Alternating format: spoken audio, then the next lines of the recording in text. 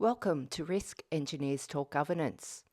In this episode, due diligence engineers Richard Robinson and Gaye Francis wrap up Season 6 and the theme of SFAIRP Complexities. We hope you enjoy their chat. If you do, we'd love for you to give us a rating and subscribe on your favourite podcast platform.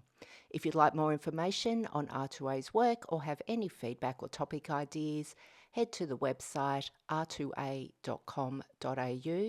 and watch out for Season 7 in early 2026. Hi Richard, welcome to the wrap for Season 6. Can you believe it? 2025, absolutely astonishing, Gaye. Well, I thought we'd just start with a couple of interesting stats to, start our season. This season we had over 5,000 downloads, reached 5,000 downloads overall. And you did not contribute to any of these downloads, as we have confirmed. I know, maybe over the summer holidays I'll listen to one, but no promises. So this season we focused on the pressures of SFAIRP, and it was really aimed at what we were doing as our in-person event or live forum, which was based on the podcast and talking through some of the difficulties that engineers have actually implementing the SFAIRP obligations of the WHS and OHS legislation. So just as a run through, we talked about rail safety pressures, the planning law contradictions and complications.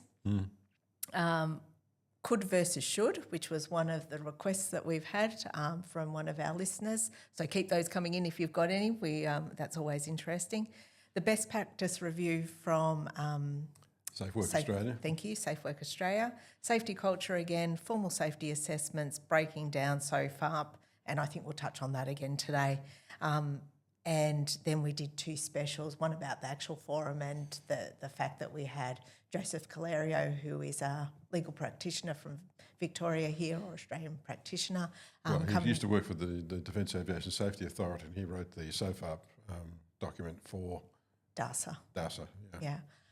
So he presented at our forum, as well as Dr. Frank Stocks, who is a retired architect from Kiwiland, New Zealand. So we did that, and then we've just also done another special on psychosocial issues, which is and the legislation or regulation that's been released early December in Victoria.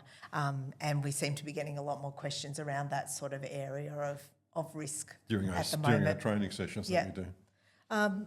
So I guess one of the key things that we learnt from the forum was really from Joe, and we have given a podcast on this earlier in the season, but that might just be running through the different elements of SFAIRP. Well, yeah, what he pointed out, and it's a bit of a frustration for us because some of our clients drop things out of the term, but he sort of basically said SFAIRP's in three parts. So far, that means as far as you can go, not as far as you want, like a target, or so far as you can afford. It's so far as is reasonable, and it's supposed to be an objective test, presumably tested by the courts after the event, as you can go.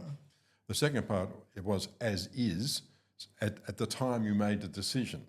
So because we noticed in the prosecution of the fire in Victoria in the open cut mine, they were prosecuted under SFAIRP, under the OHS Act in Victoria, and they were successfully prosecuted.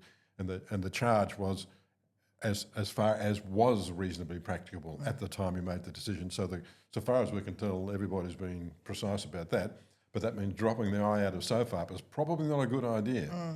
And then reasonably practicable, which is listed in the Act, although practically we actually do use Justice Mason from the High Court of Australia's definition being the balance of the significance of the risk versus the effort required to reduce it. Because remember, that's the definition we used for the Powerline Bushfire Safety Task Force, and the OHS Act had been in Victoria for 10 years by then. And when we say the effort, it's the expense, the difficulty and inconvenience of taking that action, and any other good things that might go missing because you take that course of action. So if you turn the power off on the bush to stop a bushfire, well, that will certainly stop bushfires, or the accident starts from network starting bushfires. But on the other hand, if it's a stinking hot day and a lot of people are relying on their air conditioners, that may put them at risk. Yeah, so you have to put them on the scales as well. I think the other most interesting thought leadership part that we've done in this Season 6 series is the letter that we did to Safe Work Australia. And they were doing a best practice review of the model WHS legislation. And they seem to have responded quite positively to our remarks, haven't they? They did. So we did it from an expert witness and an engineering viewpoint and the actual implementation of it rather than the words per se. Correct. And the difficulties. And I think that was one of the things that Frank really highlighted during the forum is how engineers and architects and the technical industry can how they actually implement SFAIRP. It's a bit like you see all these arguments going on in America between the real economy and the market economy, or what the finances are doing. And when you start talking to engineers and architects and people like that, you're talking about the real world, what actually is made and manufactured, as opposed to the objectives, which is obviously what the legislation goes through. I mean, that example we keep giving about, the police commissioner saying their objective is to prevent child molestation in the city. Well, that's the aim, okay? Yeah. And what you have to do is demonstrate, and this is what the legislation in effect is trying to do, that if you eliminate it if you can, if it's not reasonable to eliminate it, then you've reduced it as low as you reasonably can. That's what's reasonable in the circumstances. And that's what this is all about. We've stated what we'd like, and the Act says so. It says, to reduce the harm to human health, or eliminate the harm to human health if we can do it. Well, life's a bit tougher than that somehow, and that probably won't happen. But the egregious things that go on, we want them dealt with. Yeah. So the first thing that we put in that Safe Work Australia paper was that the contradiction between the actual code, the WHS code, and the WHS legislation. And that is mainly around that for known hazards, it basically says put in controls and move on to the next thing. Well, we went a bit further than that. We said as part of the problem with the risk management standard, I think, too. I mean, the fact the risk management standard is actually fundamentally an error and hasn't helped anybody in a long time. I don't know why it keeps being presented as a solution to everything, but it doesn't work.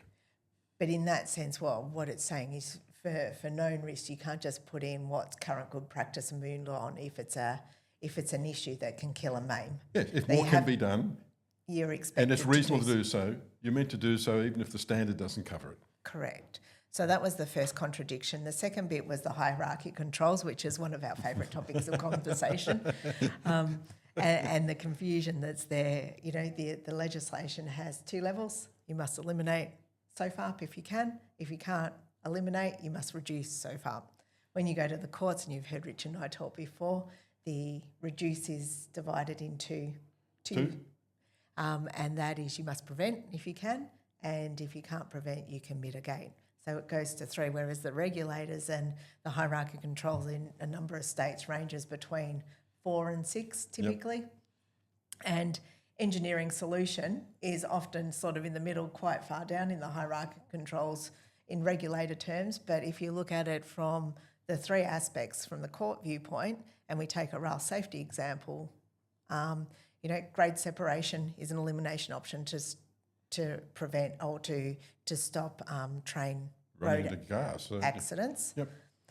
Boom barriers, active protection, barriers and linings will prevent it, and then crash worthiness will protect a driver of the train and probably help the car person, but not as much. So an engineering solution fits into all of those categories. It's not just one element of the hierarchy. Well, it depends how you define engineering. I think they're defining engineering in a fairly specific way. I mean, if you talk about, people talk about engineering an election, for example, well, they've got something a little bit more in mind than just a particular design solution. Okay. It's a language thing. That sounds like a whole other podcast, the meaning of engineering. It's the philosophy of change, but that's not the subject. And the third element of the submission was the mismatch between planning law and safety law, and I think that is that, our understanding is the WHS legislation was supposed to be the overarching safety legislation, but then there's contradictory legislation that doesn't have that same requirement, and planning was one of them. But we've come across a couple of others in time, haven't we, that, environmental legislation, things like that as well. Yeah, it was supposed to be the overarching legislation, at least that's the way it was explained to us, but that's not necessarily the way courts have been interpreting it, and that's the point. So they were sort of the key things that came out of this one, and I guess, we talked about the difficult questions and the pressures of SFAIRP. I'm not sure we resolved many of them this one, but I think we've had some interesting discussions, and it's not easy to resolve either. Well, I don't know that you're going to get the crisp answer everybody wants, because it's actually due diligence is what you do in order to demonstrate that you've achieved an outcome. So therefore it's your governance process, as you keep saying. Yeah. And that means you've got to have a way of demonstrating. Now, we have a way of doing it. We use, we've got to, what's your argument, what's your completeness check. We like single line threat paradigms for the particular mechanism of concern, and you put in your controls and you can show the hierarchy of controls in that process. And I think part of that governance process that you talked about, and we did touch on that, we did a separate podcast this season, was around the formal safety assessments and arguments and how you put those together, because it really is about documentation and explaining why you've done things and what the results are. Well, see, it's the preferred way in which we actually sort of work out disproportionality for a possible control is we like a workshop group. And part of the reason for the workshop group is that you've basically got the best available knowledge, and you're also consulting and clearly demonstrating that you've consulted widely with those who are at risk. Yeah. In the case of the marine pilots, you get as many marine pilots as you can to review what's going on. You won't get them all because some of them are busy doing the job, but you get as many as you can. And then you ask those two questions, and those two questions we suggest people ask at the end, which very few people seem to actually do, because you're explaining, are there any other issues of concern? Did this expert group think we'd overlook? Are there any other further controls of any of which we haven't tested? And you actually note that you've done that, because then if you've done that process, you are actually satisfying, so best of our knowledge, your obligations under the Act. Sort of that hand-on-heart start, isn't it? What else could we have done in the circumstances? And you can be wrong, but you can be. You're showing you were diligent, and that's the point. Yeah. I haven't got anything else to add for our season wrap. I think what we've observed is that we keep obviously offering advice. The process we suggest is. Well, we've been doing it for so long, I think it's sort of second nature to us. But what we don't quite understand, everyone keeps asking us pretty much the same questions. And we sort of say, well, this is the way we do it, and here's why we think it works, and we've tested it with your lawyers, and they think it's a good way to do it. So what's the problem? Yeah. And that's the part we don't understand. And it's a fairly short, sharp process as well. Once you get onto it, as Richard said, you run through those 4 steps. Yeah, but get on with it. That's the point. Don't delay. One of the things we've been a bit puzzled about is that we do put proposals in, and mostly we're winning them, but then there seems to be a lag, political delays. It's not the. I don't see it so much as the technical people. There's, getting this sort of. It potentially does have implications for the organisation. So there's a natural reluctance. Change is hard. And the bigger the organisation you are, the slower it is. On that note, we will be back for 2026. Richard's not retiring on me this year, so that's a good thing. Gaye has to decide when I've gone emeritus, and that will be her decision. So we will be back for season 7. So thank you again for joining us. And you didn't add that little touch, 5,000 downloads, which you didn't add to. I think I've looked at several. I haven't looked at all of them. But the other one, which was we got that feedback from whoever it was to say that we are in one of the top 50 on the planet for the speed with people respond to listening to our podcasts, which is completely astonishing. So I guess on that note, we thank you for listening and making us in those top 50. And we hope you find it interesting. And as I said, if you've got any suggestions for further podcasts, we'd be happy to hear them. So thanks, everyone. Thanks.